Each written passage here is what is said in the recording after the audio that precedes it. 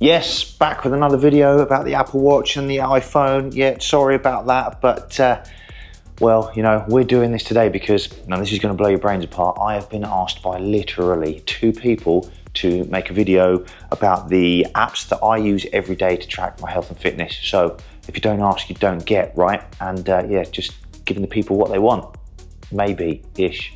Today, I'm going to walk you through how I use 2 of my favorite apps, Athlytic and WorkOutdoors, on my Apple Watch Ultra 2. Now, I genuinely use these apps every single day. So if you're looking to elevate your health and fitness game, then stick around, because in this video, I'm going to talk you through how I use them to keep my fitness on track and why maybe you should consider using them too. But if you stick around to the end, I'm also going to tell you why maybe we shouldn't consider using them. All right, let's get into the good stuff. First off, let me give you a quick intro into these apps.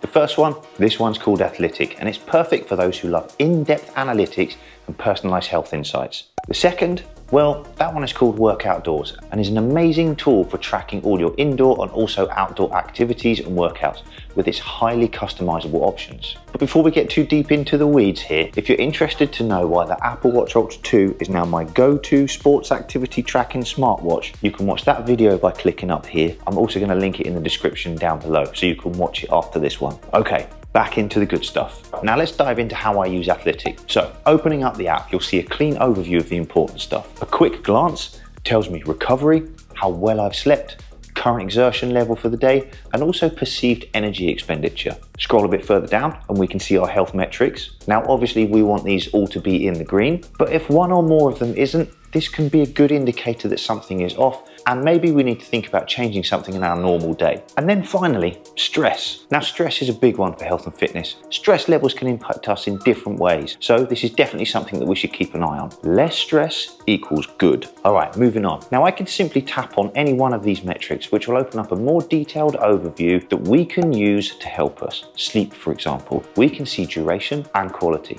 then see the different stages and whether we're in the optimal ranges or not. Also, restorative sleep. This is a great one to keep on top of and something that, as you can see, I'm struggling with at the moment, but it's definitely something I'm working on. Another great one to look at is recovery score. After a workout, the app tells me how well my body is handling the work that we've been doing, so I can then modify the intensity of my next training session accordingly. This is like having a personal trainer on my wrist.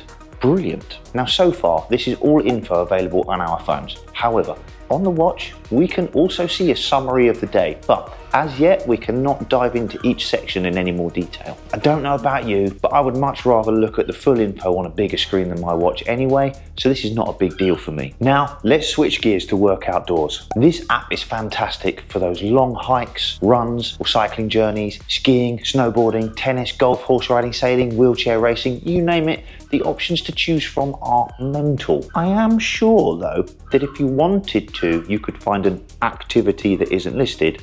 However, if you did, you could also create a custom one to suit your needs for that moment. Brilliant. Then, once you've found what you were looking for, you can dive into it and set up each screen to show you the info you want for that moment in time. And when you've got it all set up, you just send it straight to your watch and get to work. Easy, but a little word of caution here.